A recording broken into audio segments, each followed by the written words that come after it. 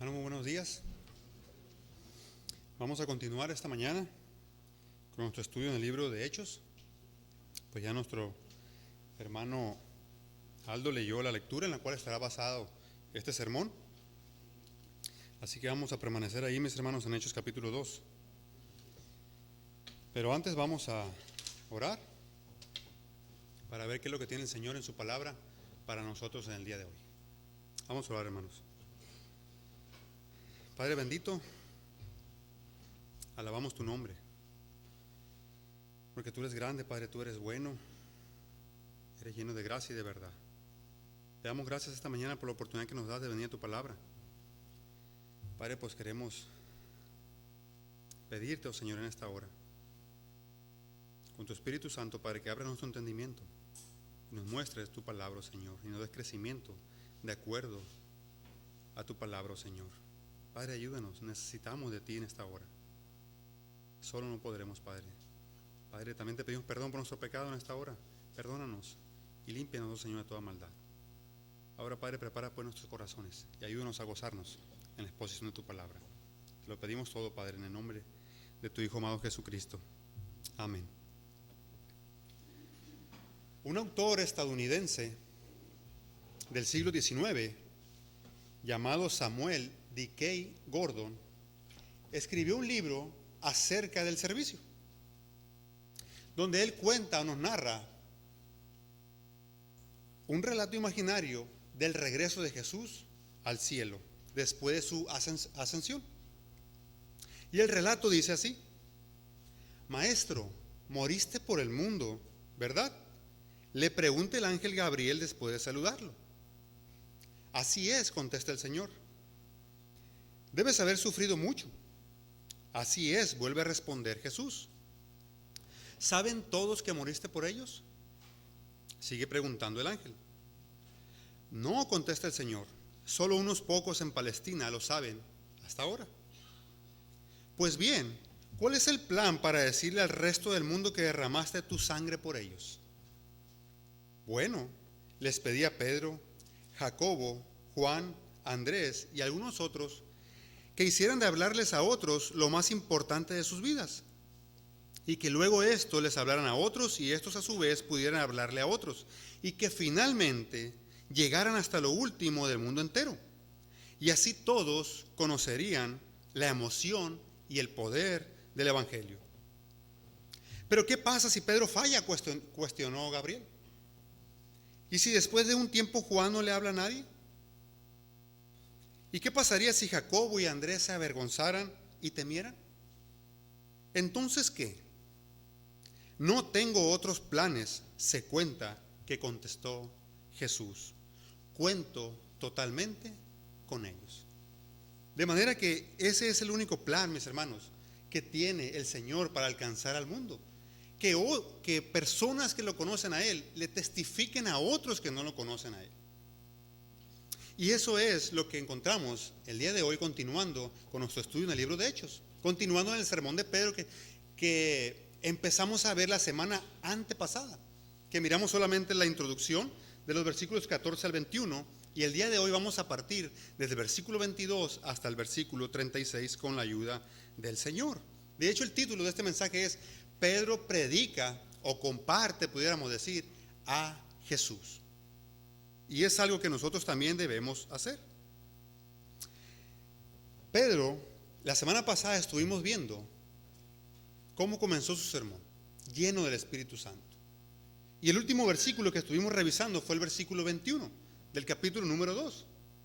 Vamos a ir ahí, que dice: y todo aquel que invocare el nombre del Señor será salvo. Ese fue el último versículo que estuvimos estudiando la semana antepasada del libro de los Hechos. Ahora lo que va a hacer Pedro, lleno del Espíritu Santo, Dios por medio de él, lo que va a hacer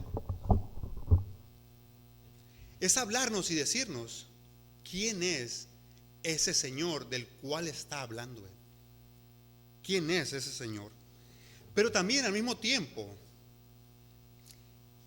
Pedro va a mostrarles a los israelitas y también a nosotros que Jesús es el Mesías que ellos habían estado esperando por tanto tiempo, en el cual no creyeron, sino que más bien lo rechazaron, crucificándolo y matándolo. Y recordemos que nos encontramos, hermanos, en el día de Pentecostés, en la fiesta de Pentecostés.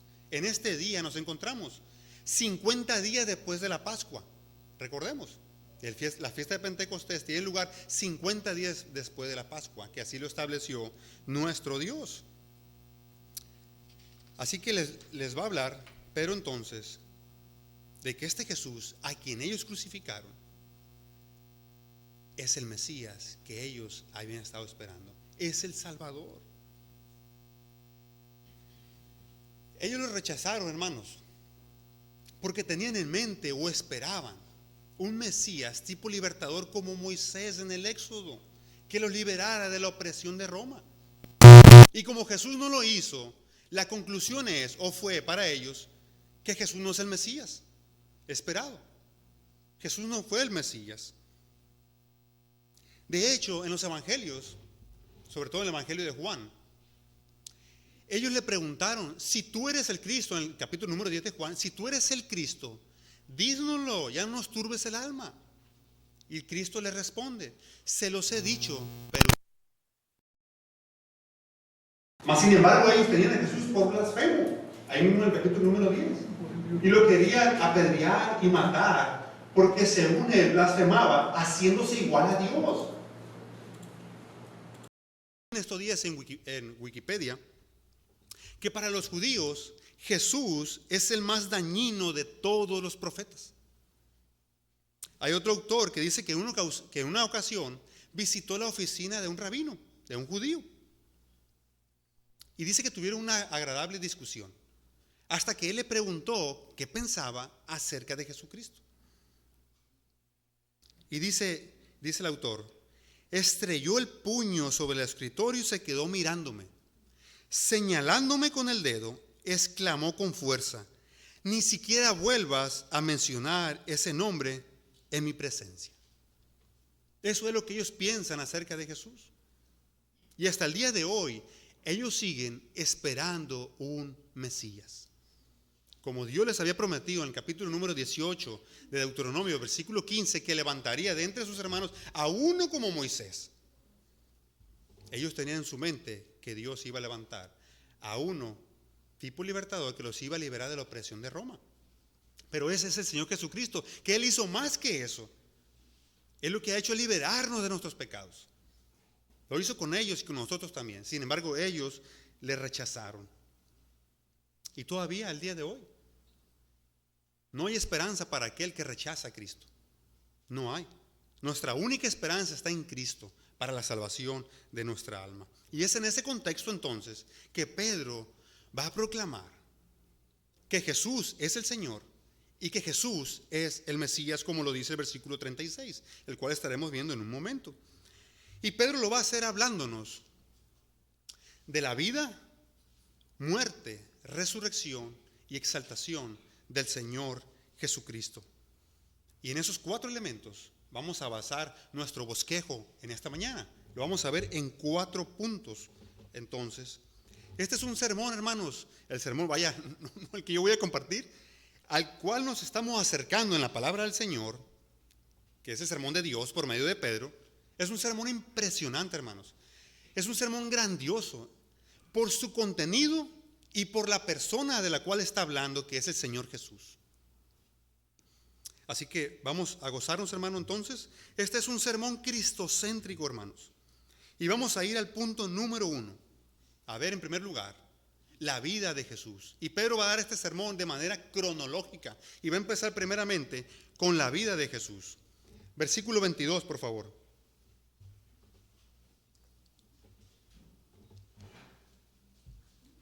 Varones israelitas, oíd estas palabras. Jesús Nazareno, varón aprobado por Dios entre vosotros, con las maravillas, prodigios y señales que Dios hizo entre vosotros por medio de él, como vosotros mismos sabéis. Pedro vuelve a hacer un llamado a los israelitas, como lo hizo en el versículo 14 anteriormente. Vuelve a hacer un llamado a que pongan atención a lo que él tiene que hablar. Les dice: varones israelitas, oíd, oigan, escuchen estas palabras que yo tengo que dar, que son importantes, vitales, lo que él va a dar a continuación. Entonces llama la atención a la gente para que le pongan atención y comienza declarando cuál es el nombre de este Señor del cual les ha hablado en el versículo número 21. Y les dice: Jesús Nazareno. Y va a empezar a decir y a desarrollar quién es Jesús Nazareno. De hecho, Jesús Nazareno es el nombre con el cual se le conoció comúnmente y con el cual la gente comúnmente le conocía. Así que vamos a ir a Marcos capítulo 14, hermanos, por favor. Primero vamos a ir a Marcos 10, hermanos, perdón. Marcos capítulo 10. Versículo 46 y 47.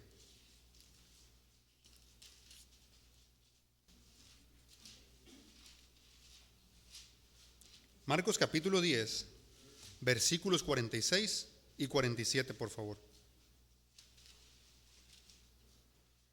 Dice así la palabra del Señor.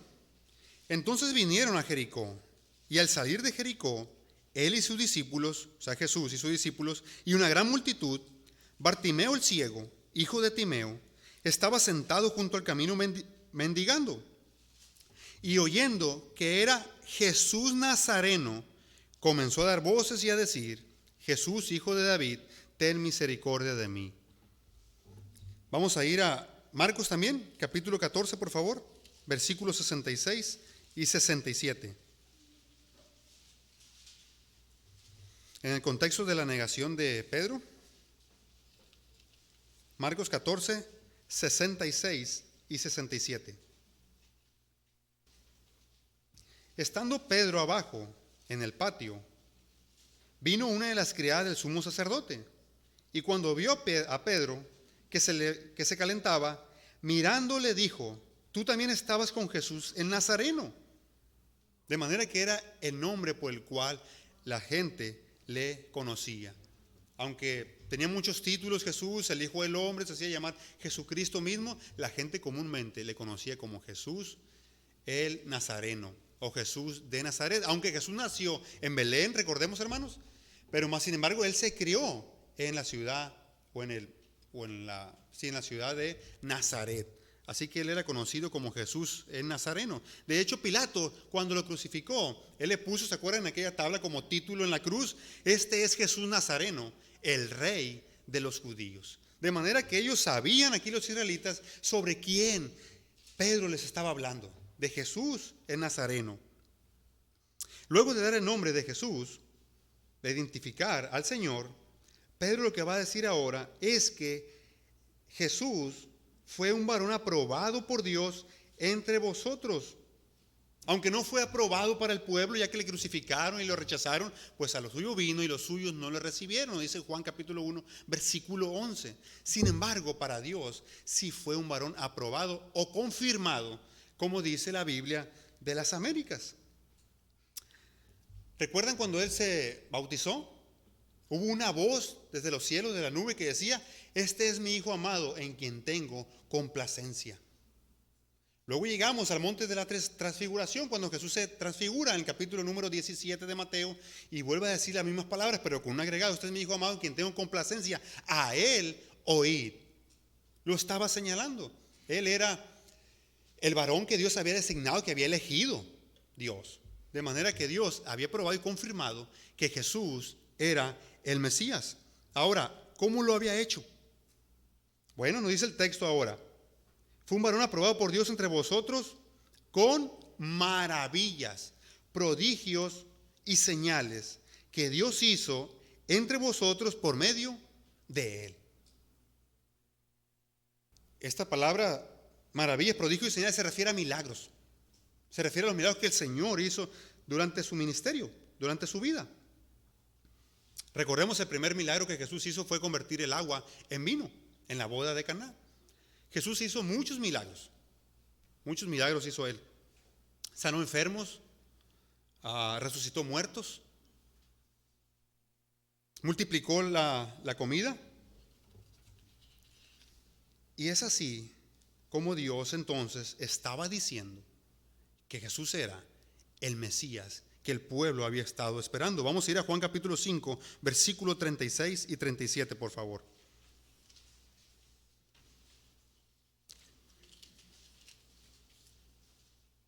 Juan 5, 36 y 37.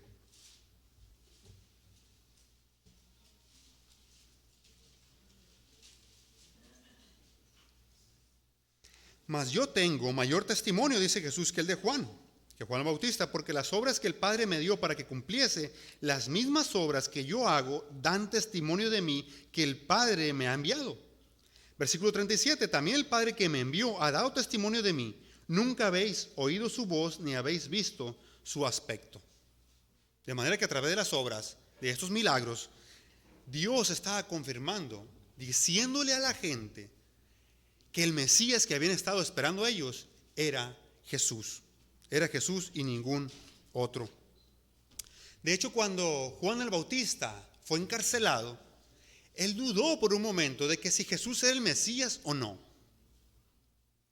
Y manda a 2 de sus discípulos y les dice: vayan y pregúntenle a Jesús que si es él el que hemos de esperar o esperaremos a otro. Y van y le preguntan. ¿Y qué les dice Jesús? ¿Qué le contesta? Mateo capítulo 11, hermano, versículo 1 al 5.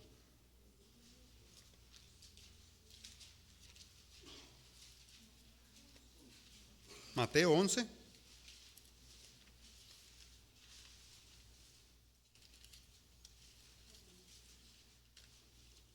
Versículos del 1 al 5, por favor. Cuando Jesús terminó de dar instrucciones a sus 12 discípulos, se fue de allí a enseñar y a predicar en las ciudades de ellos. Y al oír Juan en la cárcel los hechos de Cristo, le envió 2 de sus discípulos para preguntarle: ¿eres tú aquel que había de venir o esperaremos a otro? Respondiendo Jesús les dijo: id y haced saber a Juan las cosas que oís y veis. Ahorita voy a seguir leyendo. Note que que Jesús no le está respondiendo directamente si es él o no, sino que de manera indirecta le está diciendo que sí es él. Y ahora se lo va a decir. Vayan y díganle a Juan, versículo 5: los ciegos ven, los cojos andan, los leprosos son limpiados, los sordos oyen, los muertos son resucitados, y a los pobres es anunciado el evangelio. De manera que esto estaba escrito, que era una de las cosas que el Mesías iba a hacer. Allá en Isaías 61 lo encontramos. Eran cosas que el Mesías iba a hacer. Entonces le deja claro a Juan el Bautista que Jesús es el Mesías, que él mismo era el Mesías. De hecho, también cuando va a su encuentro Nicodemo con Jesús, le dice: Rabí, o sea, maestro, sabemos que has venido de Dios, porque nadie puede hacer estas señales si Dios no está con él. Él tenía un comprendimiento, Nicodemo, y sabía que Jesús venía de Dios, aunque hasta ese momento todavía no había creído en él, pero posiblemente comenzaba a creer, y por la historia sabemos que Nicodemo, a final de cuentas, fue alguien salvo. Nadie puede hacer estas señales, estos milagros, si Dios no está con él. De maneras que Dios estaba confirmando que Jesús era el Mesías y que él lo había enviado. Él lo había enviado. Pero Jesús no hizo solo sus milagros. El mismo texto nos dice que Dios hizo entre la gente, o sea, por medio de Cristo, estas cosas, estas obras. Vamos a ir a Juan 14, 10, por favor. Juan 14, versículo 10.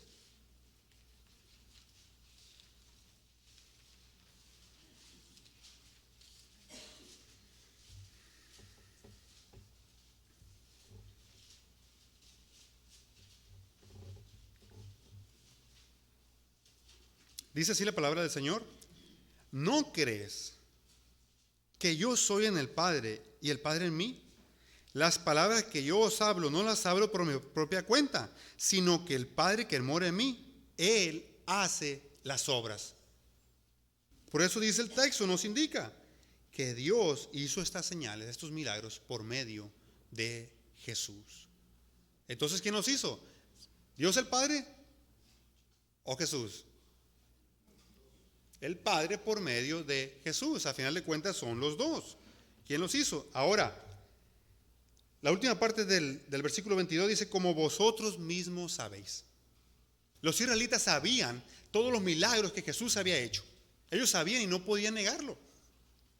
De hecho, hay una ocasión donde Jesús les dice, está bien, si no me creen a mí, está bien, pero crean por las obras. Vamos a ir a Juan capítulo 10, versículo 37 al 38.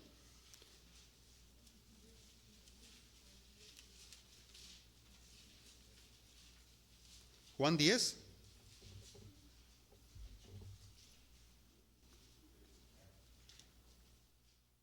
versículo 37 y 38.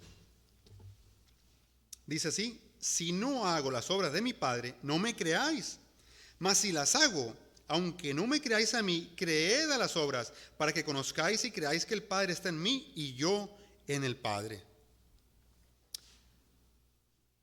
Aunque ellos rechazaban a Jesús, no podían negar las obras que Jesús hacía. No podían negarlas.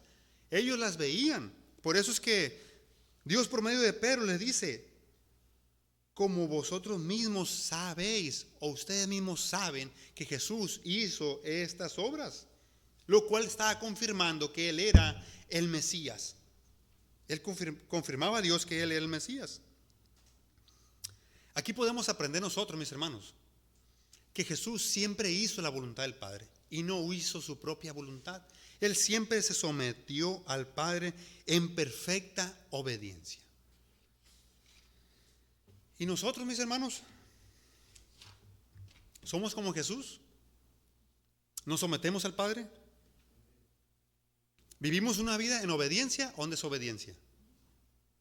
¿Hacemos la voluntad del Padre o hacemos nuestra propia voluntad? A final de cuentas, el llamado de Dios para nosotros es ser como Jesús. Debemos ser como Jesús, imitadores de Jesús. Primera de Juan capítulo 2, versículo 16 nos dice que el que permanece en Él debe andar como Él anduvo. Debe vivir como Él vivió. Entonces, hermanos, no solamente Pedro nos va a presentar la vida de Jesús, sino también su muerte. Vamos a ir al versículo 23, por favor, para ver el segundo punto, la muerte de Jesús. Versículo 23, de Hechos capítulo 2. Volviendo a nuestro texto. A este, sigue diciendo Pedro, entregado por el determinado consejo y anticipado conocimiento de Dios, prendisteis y matasteis por manos de inicuos, crucificándole. Y cuando dice Pedro no es que está hablando o que va a hablar de otra persona, está hablando de la misma persona que es Jesús, Jesús el Nazareno. Lo que nos dice Pedro aquí es que la muerte de Jesús no sorprendió al Padre, no fue un accidente, ni tampoco Jesús fue una víctima. Era algo, nos dice aquí el texto, que Jesús fue entregado por el determinado consejo y anticipado conocimiento de Dios. Esto no es como muchos enseñan, es que Dios como conoce todas las cosas, Dios vio que allá adelante lo iban a crucificar y lo iban a matar. No. Esto es algo mucho más que eso. Y es que Dios, en su plan perfecto, en su plan determinado, como dice la Biblia de las Américas, Él decidió entregar a Jesús. Él decidió entregarlo por nuestros pecados. Por el determinado consejo y anticipado conocimientos, Él ideó un plan para rescatar a la humanidad. Y ese plan fue entregar a su Hijo Jesús por nosotros. Es a lo que se refiere. Vamos a ir a Hechos capítulo 4, ahí enseguidita, versículo 27 y 28, hermanos.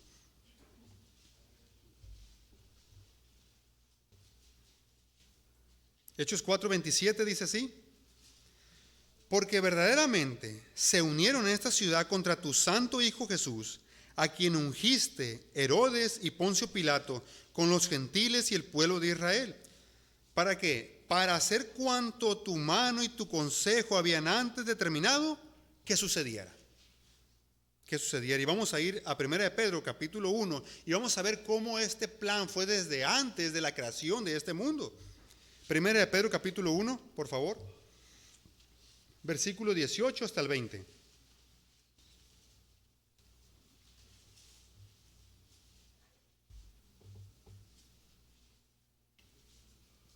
Dice así, 1 de Pedro 1:18.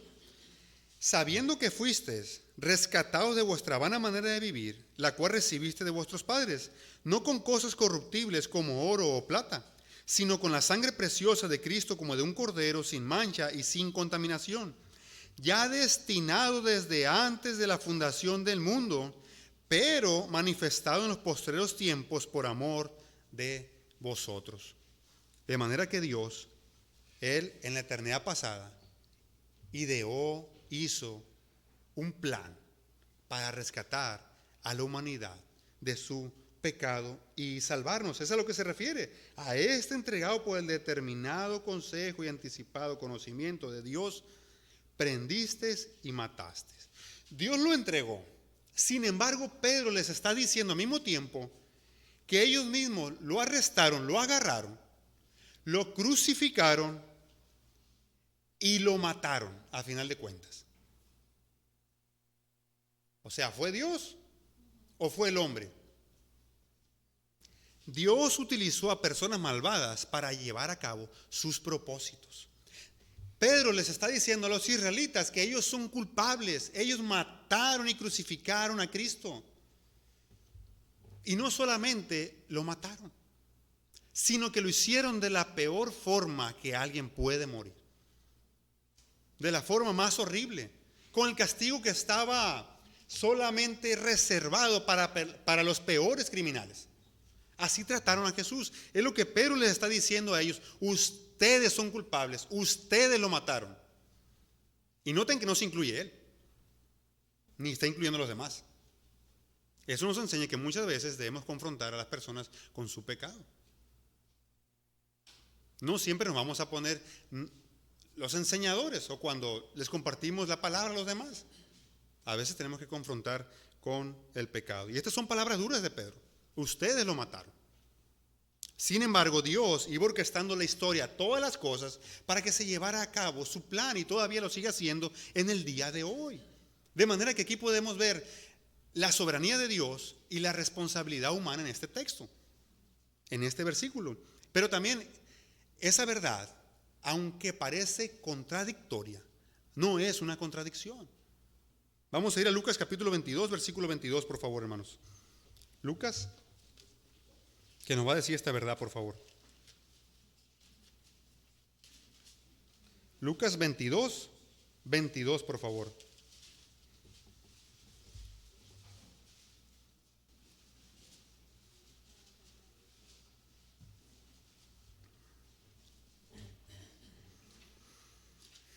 Dice así la palabra del Señor. A la verdad, el Hijo del Hombre, o sea, Jesús, va según lo que está determinado, o sea, planeado. Pero hay de aquel hombre por quien es entregado. Y Mateo nos agrega y nos dice, bueno le fuera a ese hombre no haber nacido. De manera que este texto nos arroja y nos declara la soberanía de Dios y la responsabilidad humana por otro lado. Dios es el que obra las cosas. Dios es el que pone el querer y el hacer por su buena voluntad en nosotros, pero nosotros somos responsables de llevarlo a cabo. Eso es la soberanía de Dios y la responsabilidad humana. De manera que Dios utilizó a estos hombres para llevar a cabo sus propósitos redentores. De hecho, el Antiguo Testamento también anunciaba que el Mesías iba a morir. Vamos a ir a Isaías 53, por favor. Isaías 53, versículo 10.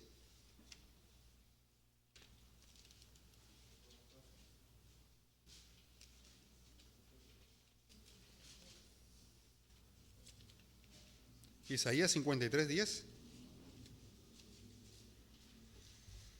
Dice así: con todo eso, Jehová quiso quebrantarlo, sujetándole a padecimiento. Cuando haya puesto su vida en expiación por el pecado, verá linaje, vivirá por largos días, y la voluntad de Jehová será en su mano prosperada. Y la Nueva Traducción Viviente lo dice de esta manera: formaba parte del buen plan del Señor aplastarlo y causarle dolor. Sin embargo, cuando su vida sea entregada en ofrenda por el pecado, tendrá muchos descendientes, disfrutará de una larga vida y en sus manos el buen plan del Señor prosperará. Este versículo está hablando del Mesías, pero nos dice este versículo que era parte del buen plan del Señor aplastarlo, en otras palabras, matarlo. De manera que podemos ver, hermanos, y se puede escuchar muy duro, el actor principal detrás de la muerte de Jesús es Dios el Padre. Es Dios el Padre. Pero Él tenía algo bueno para nosotros. Quería salvarnos a nosotros de nuestro pecado, ya que nosotros no podíamos salvarnos de nuestros pecados. Así que nosotros debemos dar muchas gracias a Dios, que Él ha ideado este plan.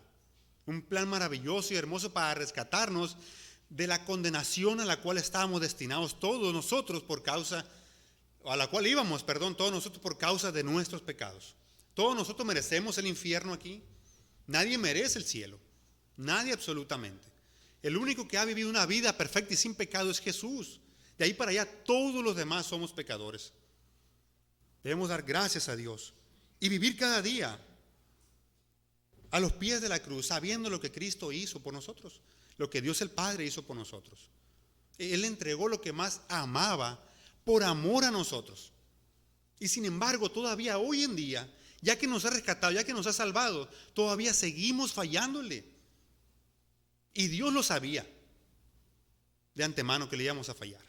Así que nosotros debemos de dar muchas gracias por este plan que Dios ideó, llevó a cabo por nosotros. Esto debe cambiar nuestra forma y manera de vivir al contemplar la muerte de nuestro Señor a favor de nosotros. Primeramente para glorificar al Padre y por obediencia a Él, por amor a Él, pero también por amor a nosotros. Entonces, hermanos, ya hemos visto la vida de Jesús, ya hemos visto la muerte de Jesús. Ahora, en tercer lugar, Dios por medio de Pedro nos va a mostrar entonces la resurrección de Jesús. Veamos en tercer lugar entonces la resurrección de Jesús. Y Pedro se va a enfocar, este sermón de Pedro está más enfocado, o el elemento central viene siendo la resurrección de Jesús. Le dedica solamente un versículo a la vida de Jesús, otro versículo a su muerte, pero le va a dedicar 9 versículos a la resurrección de Jesús. 9 versículos, de manera que podemos decir que ese es el tema central de su sermón. Y dice así el versículo 24: al cual Dios levantó, suelto los dolores de la muerte, por cuanto era imposible que fuese retenido por ella. ¿Qué está diciéndonos aquí Dios por medio de Pedro? Que Dios el Padre levantó, resucitó a Jesús de entre los muertos. Él fue el que lo resucitó. Y en el segundo sermón de Pedro, que encontramos en el capítulo 3, también nos vuelve a decir ahí, versículo 15 del capítulo 3 de Hechos: y matasteis al autor de la vida, a quien Dios ha resucitado, o sea, Dios el Padre ha resucitado de los muertos, de lo cual nosotros somos testigos. Y ahí en el versículo número 32 del mismo capítulo 2 también nos vuelve a decir: a este Jesús resucitó Dios. Dios el Padre lo resucitó a Jesús. Pero también sabemos por el Nuevo Testamento que Dios el Hijo se resucitó también por su poder. Pero también sabemos que el Espíritu Santo lo resucitó. De manera que aquí no hay contradicción, sino que las 3 personas de la Trinidad están en unidad, trabajando juntos al mismo tiempo, y no es una contradicción. Sin embargo, nos señala aquí Pedro que fue Dios el Padre que lo levantó, suelto los dolores de la muerte. La Nueva Versión Internacional nos dice: sin embargo, Dios lo resucitó, librándolo de las angustias de la muerte. Y nos dice el texto: por cuanto era imposible, o sea, no posible, que fuese retenido por ella, o sea, por la muerte. No era posible que Jesús se quedara postrado en la tumba. Eso no era posible, nos dice aquí el texto. Más bien nos dice el texto, era imposible. Debido al poder, por varias razones, debido al poder de Jesús y por la promesa que Dios había hecho de levantar al Mesías, la cual Pedro ahora va a explicar citando la Escritura, citando el Salmo número 16, versículo 8 al 11. Vamos ahí, por favor. Salmo 16. Aquí Dios había prometido resucitar al Mesías. Salmo 16, versículo 8 al 11, por favor. Dice así la palabra del Señor: a Jehová he puesto siempre delante de mí, porque está a mi diestra, no seré conmovido. Se alegró por tanto mi corazón y se gozó mi alma. Mi carne también reposará confiadamente. Porque no dejarás mi alma en el Seol, ni permitirás que tu santo vea corrupción. Me mostrarás la senda de la vida, en tu presencia hay plenitud de gozo, delicias a tu diestra para siempre. Entonces, versículo 25 hasta el versículo 28, Pedro va a citar el salmo que acabamos de leer, los versículos del 8 al 11. Dice el versículo 25 una vez más: para antes nos ha dicho que era imposible que Jesús fuese retenido por la muerte. ¿Por qué razón, Pedro? Bueno, dice Pedro, porque David dice de él. ¿De quién de él? Del Mesías, de Jesús. Está hablando de él. Y estas palabras que va a dar a continuación hasta el versículo 29, si nos daremos cuenta, hermanos, no son tanto palabras de David, son palabras del Mesías mismo, las que va a declarar. Vean lo que dice el Mesías: veía al Señor siempre delante de mí, o sea, a Dios. Porque está a mi diestra, no seré conmovido.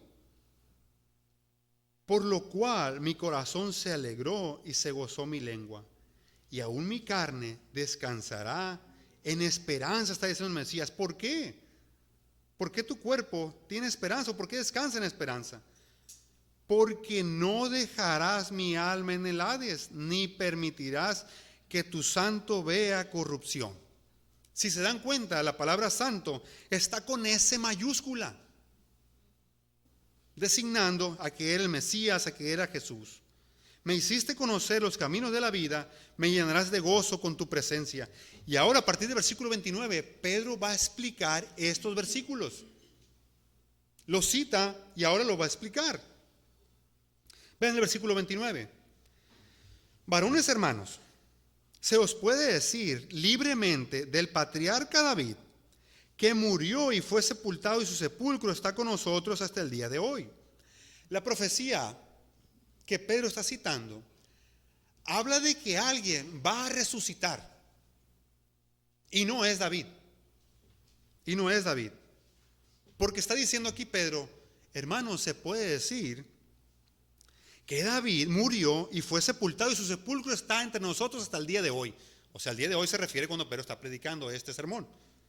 Ahí está, varones hermanos, aquí está todavía. O sea, David no resucitó.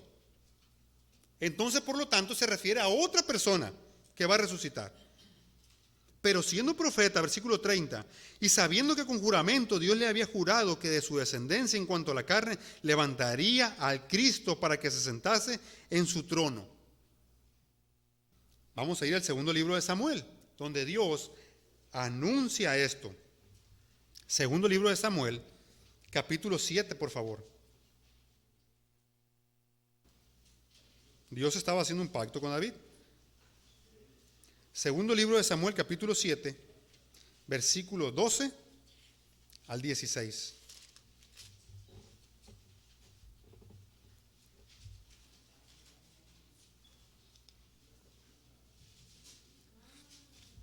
Segundo de Samuel 7, versículo 12 al 16. Dice así, hermanos. Dios está hablando con David y haciendo un pacto. Y cuando tus días sean cumplidos y duermas con tus padres, yo levantaré después de ti a uno de tu linaje, el cual procederá de tus entrañas, y afirmaré su reino. Él edificará casa a mi nombre, y yo afirmaré para siempre el trono de su reino. Yo le seré a él padre, y él me será a mí hijo. Y si él hiciere mal, yo le castigaré con vara de hombres y con azotes de hijos de hombres. Pero mi misericordia no se apartará de él como la aparté de Saúl, al cual quité de delante de ti.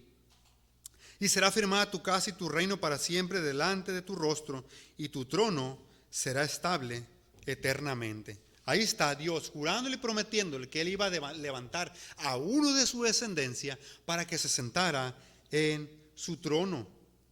Ahí está el juramento que Dios le había hecho. Y Pedro está interpretando este pasaje y nos dice que ese al cual había jurado era el Cristo, era el Mesías, al que Dios le estaba jurando al rey David, que iba a levantar para que se sentara en su trono. Versículo 31. Viéndolo antes, sigue diciendo Pedro acerca de la profecía.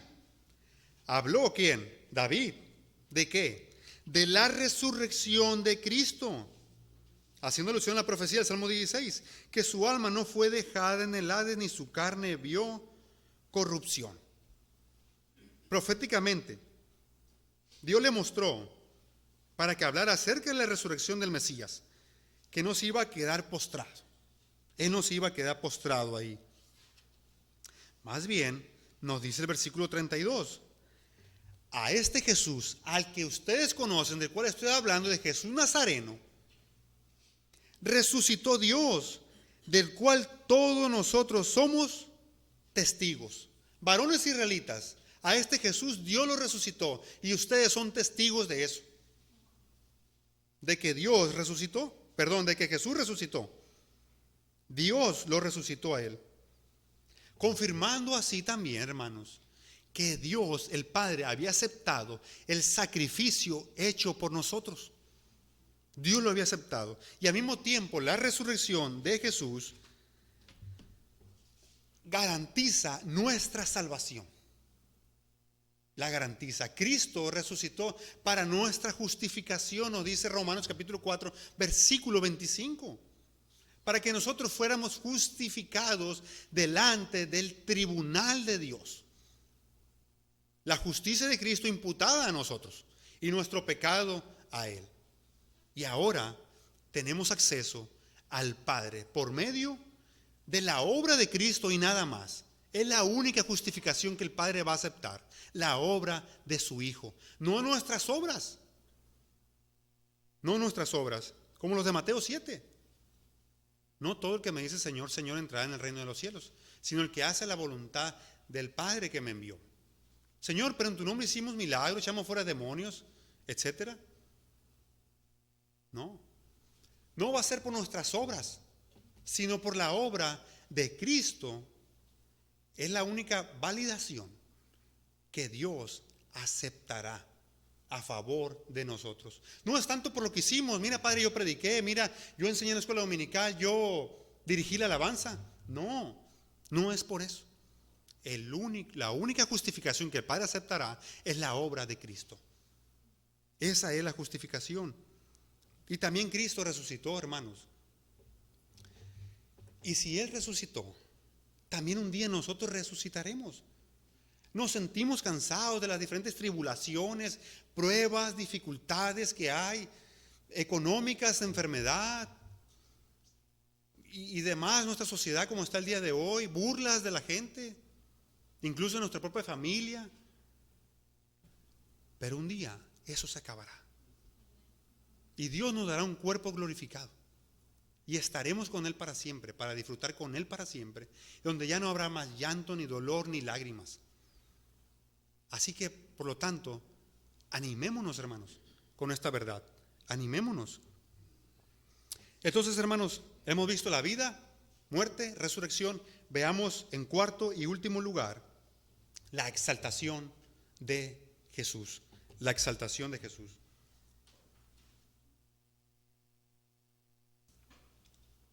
A este Jesús, versículo 33. Así que, exaltado por la diestra de Dios y habiendo recibido del Padre la promesa del Espíritu Santo, ha derramado esto que vosotros veis y oís. Así que, comienza el versículo 33, o sea, esto nos indica que está conectado con lo anterior, con lo que viene diciendo Pedro, y Pedro está diciendo aquí, así que por cuanto Dios resucitó a Cristo, ahora Dios mismo también lo ha exaltado. Y dice el texto, por la diestra, o sea, por el poder de Dios, o también se pudiera traducir este texto en igual de poner la palabra por, pudiéramos poner la palabra o la letra A, la diestra de Dios. Dios el Padre ha exaltado a Cristo a una posición de honor y de gloria y de honra al Señor. Así que exaltado por o a la diestra de Dios. Él ha sido exaltado allá. Marcos 16, versículo 19, por favor.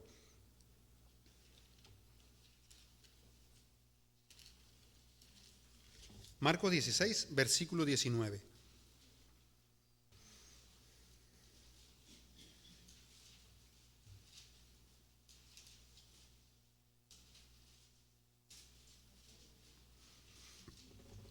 Dice así: y el Señor, o sea Jesús, después que le habló, fue recibido arriba en el cielo y se sentó a la diestra de Dios.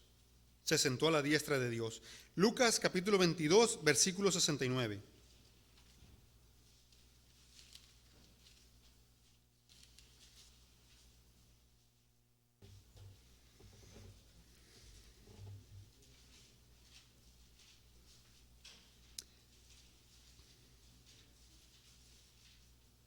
Pero desde ahora, el Hijo del Hombre, y son palabras de Jesús mismo, el Hijo del Hombre se sentará a la diestra del poder de Dios. De manera que Dios lo exaltó a su diestra, a su derecha, a una posición de honor y de gloria.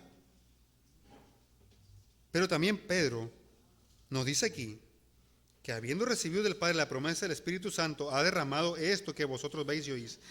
Ahora Pedro lo que hace es recordarles oír al descenso o al derramamiento del Espíritu Santo, que lo encontramos de los versículos 1 al 13. Y les dice que ahora que Jesús ha sido exaltado por el Padre, ha derramado el Espíritu Santo que vosotros veis y oís.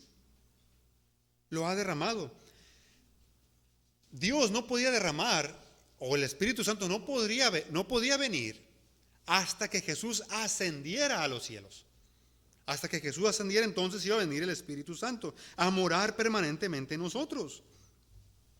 Y sigue hablando Pedro sigue predicando. Y ahora en el versículo 34 nos dice: porque David no subió a los cielos, pero él mismo dice: dijo el Señor a mi Señor, siéntate a mi diestra hasta que ponga a tus enemigos por estrado de tus pies. Ahora Pedro está citando el Salmo 110, versículo 1. Vamos a ir para allá, por favor. Salmo 110.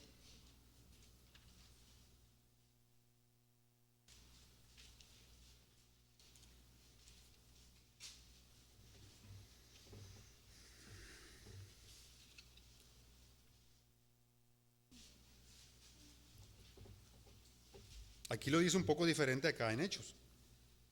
Dice así, Salmo 110, versículo 1. Jehová dijo a mi Señor: siéntate a mi diestra hasta que ponga a tus enemigos por estrado de tus pies.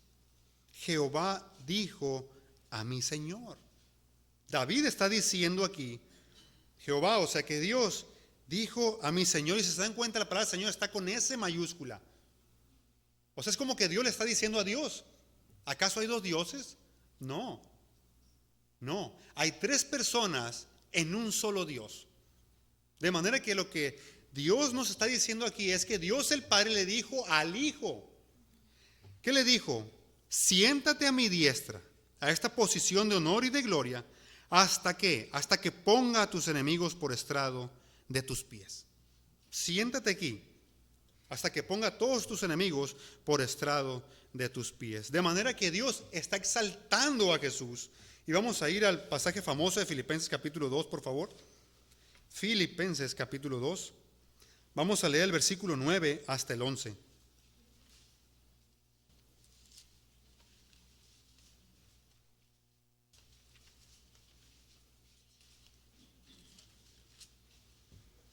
Filipenses 2, versículo 9. Dice así la palabra del Señor: por lo cual Dios también le exaltó hasta lo sumo y le dio un nombre que es sobre todo nombre. ¿Para qué se lo dio? Para que en el nombre de Jesús se doble toda rodilla de los que están en los cielos y en la tierra y debajo de la tierra, y toda lengua confiese que Jesucristo es el Señor, para gloria de Dios Padre. Dios exaltando a Jesús. Él lo exaltó. Y noten que Dios por medio de Pedro nos dice: porque David no subió a los cielos. Está hablando aquí que esta profecía, aunque David la está hablando, no se refiere a David, sino que se refiere aquí al Mesías. Ahora entonces, da una poderosa conclusión Dios por medio del apóstol Pedro. Versículo 36. Sepa pues, ciertísimamente, con toda seguridad, con toda certeza, sin lugar a dudas, toda la casa de Israel, todo el pueblo de Israel, que a este Jesús, a quien vosotros o ustedes crucificasteis, Dios le ha hecho Señor y Cristo. A este Jesús que ustedes crucificaron, Dios lo ha hecho Señor y Cristo. Con toda seguridad y certeza le está diciendo esto Pedro. Esto que voy a mencionar a continuación y esto que ha mencionado ya en el versículo 36, no hay lugar a dudas de esto. ¿Y qué es lo que está diciendo?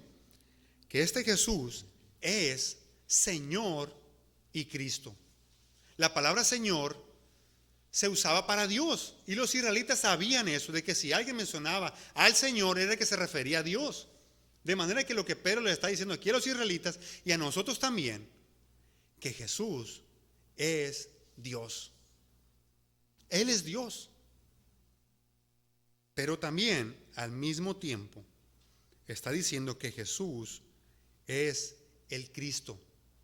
Y esta palabra Cristo en el hebreo es Mesías. Él es el Mesías que ustedes habían estado esperando por tanto tiempo. A este Jesús que ustedes crucificaron, Dios lo ha hecho Señor y Cristo. Él es el Mesías y Él es Dios. Son palabras fuertes de Pedro. A este que ustedes crucificaron, los está culpando a ellos, que ellos lo crucificaron. Esta palabra Mesías y Cristo significan tanto ungido como elegido por Dios. Ungido y elegido por Dios. De hecho, cuando Jesús nació y anunció el ángel el nacimiento de Jesús, Él dijo a los pastores en los campos de Belén que había nacido el Mesías. ¿Recuerdan? Lucas capítulo 2 versículo 11, que os ha nacido hoy en la ciudad de David un Salvador que es Cristo el Señor. De manera entonces, pues, que aquí les está haciendo ver entonces Pedro a los israelitas que Jesús es el Mesías que ellos habían estado esperando. Y se los ha demostrado con la escritura misma y con argumentos que ellos no podían decir que no eran. Y con la vida misma de Jesús les ha demostrado. Y para nosotros, Él es el Salvador de nuestros pecados. Él es nuestro Salvador. Pero así como Dios exaltó a Jesús, también nosotros debemos exaltarlo. De hecho, lo que venimos a hacer cada primer día de la semana. Cada domingo venir y exaltar al Señor. Y no solamente cada domingo, sino todos los días de nuestra vida. Debemos exaltar a Jesús como el Señor, como el Salvador. A veces a nosotros o a la gente no le gusta tanto la palabra Señor. Nos gusta que nos salve, Él es el Salvador, me salva. Pero no me gusta tanto la faceta de Señor. Porque no me gusta someterme a sus mandamientos y no los quiero hacer. Y no me gusta que Jesús sea mi Señor. Sí quiero que sea mi Salvador, pero no mi Señor. Más bien yo quiero que Él haga lo que yo quiero. Pero eso no es así. Nosotros, de una manera de honrarle, es obedeciéndole como Señor que Él es. Entonces, hermanos, en conclusión, podemos ver aquí que Pedro estaba testificando, estaba predicando de Jesús en Jerusalén. Hechos 1:8, ¿recuerden? Ese versículo, ahora estudiar Hechos mínimo se nos tiene que grabar, memorizar. Y me seréis testigos en Jerusalén, Judea, Samaria, hasta lo último de la tierra. Aquí ellos estaban siendo testigos, vuelvo y repito, en Jerusalén. La primera parte, la primera área donde el Señor les había mandado. Y así como lo hizo Pedro, nosotros debemos predicar a Jesús también. Compartir a aquellos que no conocen a Jesús. No es tanto que debemos hablarle a la gente, mira, a mi vida como está ahora. No, debemos confrontarlos también con su pecado, como lo hizo Pedro. Y hablarles de la necesidad que tienen de un Salvador. Porque todos necesitamos de un Salvador. Gracias al Señor que nos ha alcanzado. Ahora debemos salir y hablarles a aquellos que no conocen al Señor Jesús, que Él es el Salvador de sus almas. Pero, entonces, volviendo a la primera área donde estamos aquí, que es en Jerusalén. Mientras meditaba en este sermón, antes de compartir este texto, antes de salir y compartir, que debemos hacerlo, y es importante, hay algo donde primeramente debemos hacerlo, hermanos, y es con nuestras familias. Debemos compartir a Jesús, a mi esposa, a mis hijos. Debemos hacerlo ahí primero, porque si no hacemos el uno, no podemos hacer el dos. Debemos hacerlo primero, el uno. Y la pregunta sería, ¿lo estamos haciendo? ¿Tenemos nuestros devocionales diarios como familia? Esto era algo tan importante para los puritanos que ellos lo llamaban el culto familiar o el altar familiar. ¿Tenemos nuestro culto familiar diariamente en nuestras casas? ¿Donde hablamos de Jesús? ¿Lo estamos haciendo o estamos fallando en este mandamiento? Y en segundo lugar, como iglesia, ¿estamos compartiendo la palabra? ¿Estamos testificando de Jesús a aquellos que no le conocen? ¿Estamos compartiendo la palabra del Señor o a Jesús mismo aquí con el vecindario, sin irnos más lejos? ¿Han escuchado a nuestros vecinos aquí y nos conocen? ¿Alguna vez hemos ido a entregarles algún folleto?